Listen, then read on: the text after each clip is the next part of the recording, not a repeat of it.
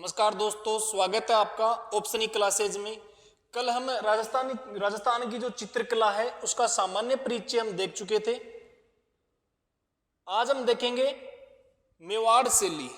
तो देखिए, मेवाड़ जो शैली है, इस शैली से राजस्थानी जो चित्रकला है इसका उद्भव हुआ है। राजस्थानी चित्रकला का उद्भव हुआ है, या फिर यूं कहें कि राजस्थानी चित्रकला का जो आधारभूत या जो मूल रूप है वो कौन सी शैली है या कौन सी चित्रकला है, वो है मेवाड़ शैली। सर्वप्रथम राजस्थान के अंदर चित्रकला का जो आरंभ था वो मेवाड़ के अंदर हुआ था, इसीलिए इस शैली को राजस्थानी चित्रकला का उद्भव माना जाता है या आधारभूत या मूल रूप माना जाता है। आधारभूत या फिर मूल जो स्वरूप है वो मेवाड़ शैली को माना जाता है। देखिए, सर्वप्रथम मेवाड़ में तेज सिंह के शासन में एक ग्रंथ का चित्रण हुआ। एक ग्रंथ का चित्रण हुआ, उस ग्रंथ का नाम था श्रावक प्रतिक्रमण। श्रावक प्रतिक्रमण सूत्र चूर्णी। सर्वप्रथम 1260 ईस्वी के अंतर्गत इस ग्रंथ का चित्रण किया गया। ये जो ग्रंथ था इसके चित्रकार थे कमल चंद्र। और किनके शासनकाल में हुआ था? इसका चित्रण तेज सिंह के शासनकाल में। स्थान पूछा जाए तो स्थान था आहड़।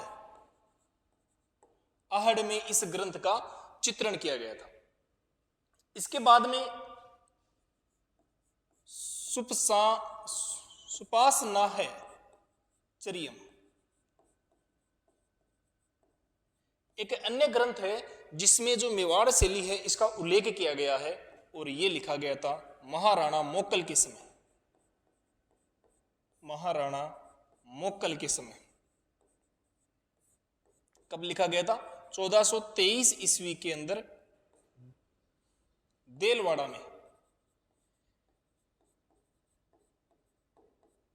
में इस ग्रंथ का चित्रण किया गया था। सुपासनाचर्यम इस ग्रंथ का नाम है, और महाराणा मोक्कल के समय इस ग्रंथ का चित्रण किया गया था। इसके बाद में महाराणा कुंभा को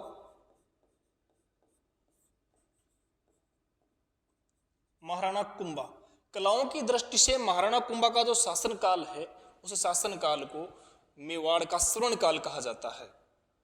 महाराणा कुंभा ने जितना योगदान मेवाड़ की कला संस्कृति के अंतर्गत दिया उतना ही शायद ही किसी महाराजा या शासक ने दिया हो। तो महाराणा कुंभा का जो काल है स्वर्ण काल कहलाता है कलाओं की दृष्टि से। इसके बाद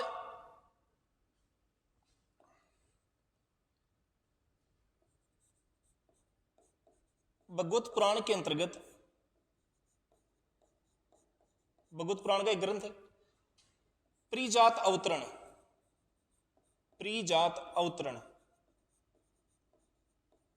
इस प्रीजात अवतरण का चित्रण किया गया था उदय सिंह के काल में नानाराम द्वारा। नानाराम इसके चित्रकार थे, और किसके शासन काल में किया गया था? उदय सिंह के काल में। देखिए, सबसे पहले राजस्थानी चित्रकला का जो उद्भव था वो किस शैली से माना जाता है? मेवाड़ शैली से। फिर इसी को इसका आधारभूत या मूल स्वरूप कहा जाता है, क्योंकि राजस्थान में सर्वप्रथम चित्रकला या जो ग्रंथ हैं उनका चित्रण कहां से प्रारंभ हुआ था? मेवाड़ से प्रारंभ हुआ था।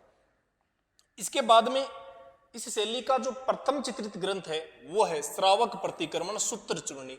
कब इसका चित्रण किया गया? तो 1260 ईस्वी के अंतर्गत इसका चित्रण किया गया। इस समय मेवाड़ के महाराजा कौन थे? तो तेज सिंह के शासनकाल में इस ग्रंथ का चित्रण किया गया। चित्रकार पूछे तो कमल चंद को इसका चित्रकार माना जाता है, और स्थान पूछे तो आहड़ के अंदर इस ग्रंथ का चित्रण किया गया था।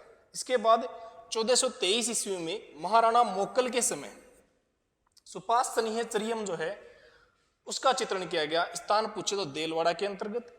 फिर महाराणा कुंभा का जो काल है वो कलाओं की दृष्टि से मेवाड़ जो शैली है इसका श्रवण काल माना जाता है।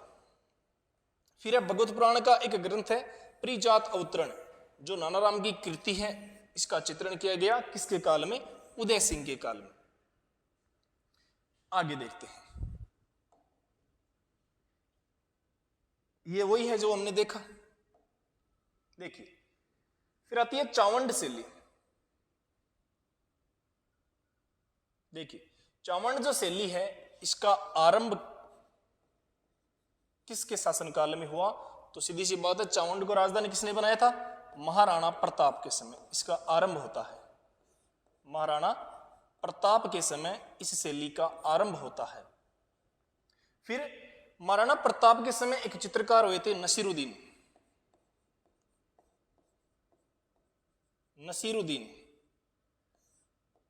नसीरुद्दीन ने यहां ढोला मारू का जो चित्र है, ढोला मारू का जो चित्र है, इसका चित्रण करवाया था। कब करवाया था? तो 1592 ईस्वी के अंतर्गत ढोला मारू का जो चित्र है, इसका चित्रण करवाया गया था। ये जो ढोला मारू का जो चित्र है, ये वर्तमान में राष्ट्रीय संग्रहालय, राष्ट्रीय जो संग्रहालय है, राष्ट्रीय संग्रहालय कहां स्थित है? नई दिल्ली के अंतर्गत। तो राष्ट्रीय संग्रहालय नई दिल्ली के अंतर्गत ये ढोला मारू का जो चित्र है, जो महाराणा प्रताप के शासनकाल के समय या महाराणा प्रताप के राज्यकाल में नसीरुद्दीन जो चित्रकार हैं, इनके द्वारा इनका चित्रण किया गया था। और कहां संरक्षित है ये? राष्ट्रीय संग्रहालय नई दिल्ली के अंतर्गत। कब किया गया था? 1592 ईस्वी के अंतर्गत। फिर आगे देखते हैं, इसके बाद अमर सिंह प्रथम, अमर सिंह जो प्रथम थे, इनके समय चित्रकार तो यही रहते हैं नसीरुद्दीन।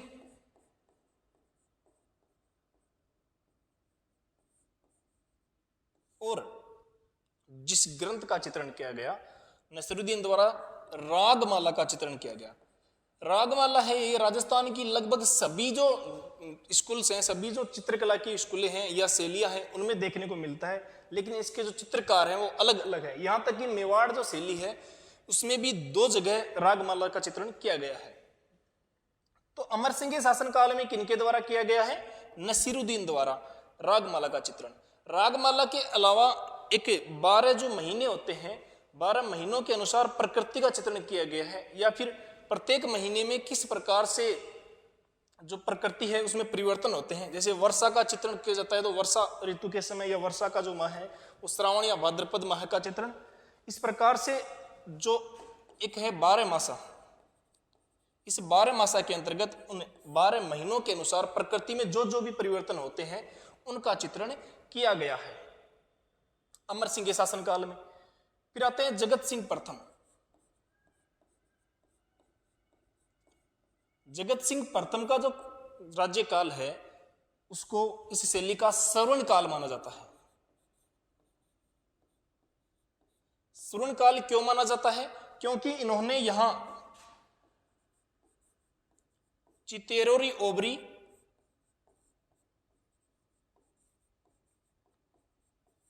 या फिर इसी का दूसरा नाम है तस्वीरों कारखानों, तस्वीरों कारखानों,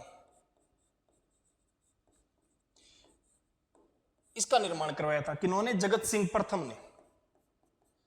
श्रवण काल इसलिए कहलाता है कि ये जो चित्रों की ओबरी थी, यहां बहुत सारे जो चित्रकार थे वो रहते थे, और ये चित्रकार तस्वीरें अर्थात चित्र बनाने का काम करते थे, इसीलिए इसे चितेरोरी ओबरी या तस्वीरों कारखानों नाम से जाना जाता है।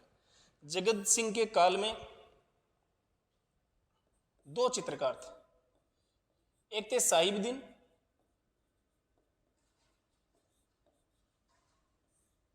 साहिबदीन से पहले जितने भी चित्रकार थे मेवाड़ शैली के अंतर्गत, उन सब ने जो भी ग्रंथ, जो भी चित्र बनाए वो सब ग्रंथों के चित्र थे, वो सब ग्रंथों में जो चित्र थे उन्हीं का ये चित्रण करते थे। लेकिन साहिबदीन ने सर्वप्रथम जो महाराणा थे उनके व्यक्तिगत चित्र बनाने शुरू किए, महाराणाओं के व्यक्तिगत चित्र बनाने शुरू किए। इसके अलावा इन्होंने रागमाला भी बनाया, रागमाला का चित्रण भी इन्होंने किया। जगत सिंह प्रथम के शासन में ही एक अन्य चित्रकार और हुए थे जिनका नाम था मनोहर। ये अन्य चित्रकार थे। देखिए सबसे पहले देखते हैं अमर सिंह प्रथम। तो अमर सिंह जो प्रथम थे, इनके काल में जो चित्रकार थे वो थे नसीरुद्दीन। ये चित्रकार पहले हमने जब महाराणा प्रताप के बारे में देखा था तब भी नसीरुद्दीन चित्रकार रहे, बाद में भी रहे। इन्होंने 2 ग्रंथों का चित्रण किया। एक तो इन्होंने चित्रण किया रागमाला और एक किया 12 मासा। इन दोनों का चित्रण किया। रागमाला पहले भी चित्रित, आगे भी चित्रित की जाएगी। जगत सिंह प्रथम थे, ये इनका स्वर्णकाल कहलाता है। क्यों कहलाता है? क्योंकि इन्होंने चित्तेरोरी ओबरी या तस्वीरों कारखानों के नाम से एक भवन बनाया और उस भवन में बहुत सारे चित्रकार थे वो चित्र बनाते थे। इनके काल के अंतर्गत, इनके शासनकाल में साहिबुद्दीन नाम के चित्रकार ने सर्वप्रथम व्यक्तिगत जो चित्र हैं या मेवाड़ के महाराणाओं के जो व्यक्तिगत चित्र हैं वो बनाने शुरू किए। इसके अलावा साहिबुद्दीन ने यहाँ रागमाला भी बनाई और अन्य जो चित्रकार हैं वो है मनोहर। आगे देखते हैं। देखिए मुख्य जो चित्रकार हैं वो और कौन कौन से हैं। मुख्य चित्रकारों में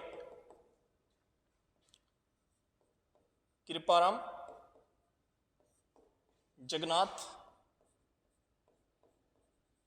ये इनके मुख्य चित्रकार हैं।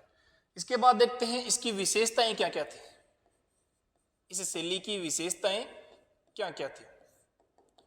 सबसे पहले थी कि पुरुषों की जो आकृति थी या पुरुषों का जो शरीर था वो गठीला दर्शाया गया था। इसके अलावा इनका जो कद था वो कद छोटा कद था। इसके अलावा जो गिरवा थी वो भी छोटी थी। गिरवा बोलते हैं गर्दन को, तो जो गिरवा थी वो भी छोटी दर्शाई गई थी। इसके बाद में जो पहाड़ हैं, पहाड़ों के दृश्य और प्रकृति का चित्रण किया गया। प्रकृति के चित्रण के अंतर्गत पहाड़ों के दृश्य और कदम्ब के जो वृक्ष हैं, कदम्ब वृक्ष हैं, इनका चित्रण भी देखने को मिलता है। इसके अलावा उदयपुरी जो पगड़ी है या जो लंबा साफा है, लंबा जो साफा है उसका चित्रण किया गया। अर्थात राजस्थानी जो वेशभूषा है उसका चित्रण भी देखने को मिलता है। इसके अलावा जो आंखें हैं वो मीनाकृत थी। मीनाकृत का मतलब मछली जैसे, मीनाकृत आंखें ये भी देखने को मिलती है। इसके अलावा यहां शिकार के दृश्य दर्शाए गए हैं। शिकार के दृश्य हैं वो लगभग सभी जो राजस्थान की शैलियां हैं वहां दर्शाए गए हैं, लेकिन यहाँ की जो शिकार के दृश्य हैं उनमें 3D जो प्रभाव है वो देखने को मिलता है। त्रिआयामी जो शिकार के दृश्य हैं वो देखने को मिलते हैं। तो ये इनकी विशेषताएं थी। आगे देखते हैं चावंड शैली। महाराणा, ये हम देख चुके हैं। आरंभ किसके काल में हुई थी? महाराणा प्रताप के काल में। देखिए एक बार फिर से देख लेते हैं। आरंभ महाराणा प्रताप के समय में हुई थी और महाराणा प्रताप के समय जो नसीरुद्दीन थे इन्होंने डोला मारू का जो चित्रण था वो बनाया था। कब बनाया था? 1592 ईस्वी में।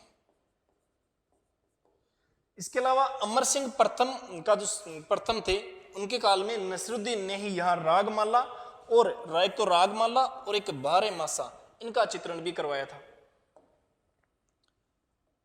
आगे देखते हैं जगत सिंह प्रथम। देखिए जगत सिंह प्रथम का काल इस शैली का स्वर्ण काल कहलाता है। क्यों कहलाता है? क्योंकि इन्होंने क्या करवाया था? एक तो इन्होंने चित्तेरों की जो ओबरी है इसका निर्माण करवाया था। इसी का दूसरा नाम है तस्वीरों कारखानों। इसके बाद साहिबुद्दीन ने इसी जगत सिंह के काल में व्यक्तिगत चित्र बनाने प्रारंभ किए थे। इससे पहले व्यक्तिगत चित्रों का निर्माण मेवाड़ शैली के अंतर्गत नहीं होता था। तो व्यक्तिगत चित्रों का शुरुआत थी वो किन्होंने की थी? साहिबुद्दीन ने। फिर संग्राम सिंह द्वितीय, देखिए ये हमने छोड़ दिया था। संग्राम सिंह द्वितीय के काल में कलीला दमना, कलीला दमना था विष्णु जो शर्मा है, विष्णु शर्मा है, इनकी एक रचना थी पंचतंत्र। इसमें जो पशु थे, जंगल के जो पशु थे, उन पे आधारित एक ये नाट्य था। तो इस नाट्य के ये पात्र हैं कलीला और दमना। इनका ये फारसी अनुवाद है, इनका मूल नाम था वो कर्तनक और दमनक। ये विष्णु शर्मा की जो पंचतंत्र नामक रचना है, इस रचना के पात्र हैं कीर्तनक और दमनक, और इनका जो फारसी अनुवाद है वो है कलीला और दमना।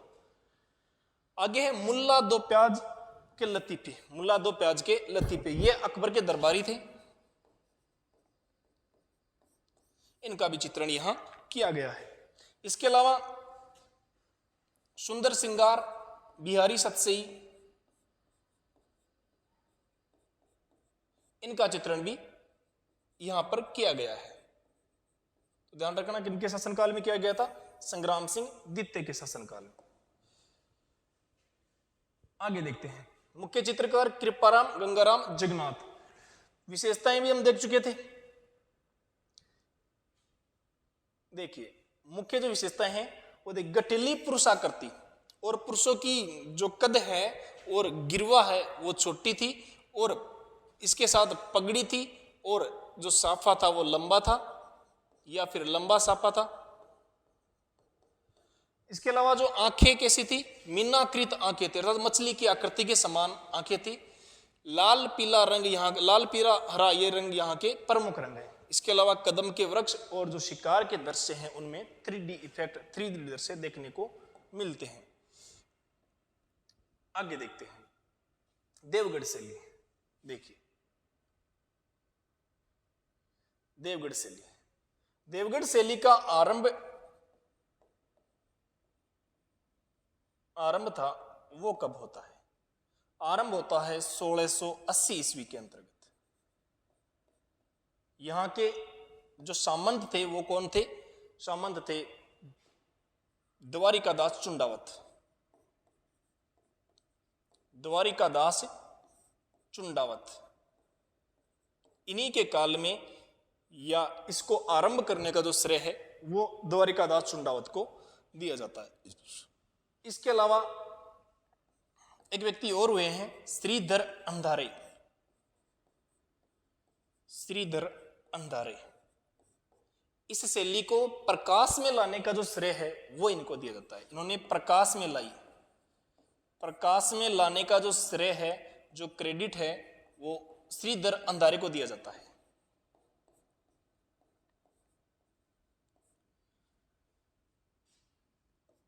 देखिए आगे देखते हैं। देखिए चुंडावत के समय इनका प्रारंभ हुआ था, ये हम देख चुके।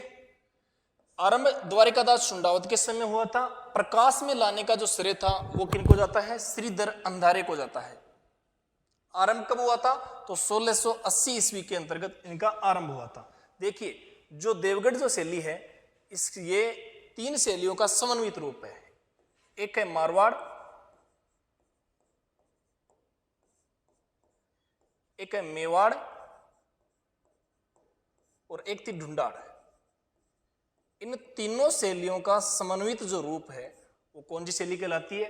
या इन तीनों का मिश्रण है, या इन तीनों का जो प्रभाव है वो किस शैली में देखने को मिलता है? देवगढ़ शैली में। इस शैली में भित्ति चित्रों का चित्रण भी हुआ है, भित्ति चित्र भी देखने को मिलते हैं। भित्ति चित्र भी राजस्थान की शैलियों में कई जगह देखने को मिलते हैं, जैसे बीकानेर की शैली में, हाड़ौती शैली में, और शेखावाटी की जो शैली है वहां भी जो भित्ति चित्र है वो देखने को मिलते हैं। इस शैली के जो भित्ति चित्र है वो कहां कहां है? एक तो है मोती महल में, और एक है अंजारा की ओबरी में। अंजारा की ओबरी में 2 जगह जो भित्ति चित्र है इस शैली के वो देखने को मिलते हैं। आगे देखते हैं मुख्य चित्रकार। मुख्य चित्रकार देखते हैं। मुख्य चित्रकार है भगता, एक तो है भगता, एक है कमला। कमला में भी 2 हैं, कमला प्रथम और कमला द्वितीय। कमला द्वितीय, एक थे बैजनाथ, एक थे चोखा, एक थे नंगा। ये इनके प्रमुख चित्रकार हैं। तो 2-4 नाम याद रह जाएंगे तब तक ठीक है। भगता, कंवला, कंवलादित्य, बैजनाथ, चोखा और एक नंगा। आगे देखते हैं। देखिए इस शैली की मुख्य विशेषताएं कौन कौन सी। देखिए एक तो वही प्रकृति चित्रण, दूसरा पीला हरा रंग,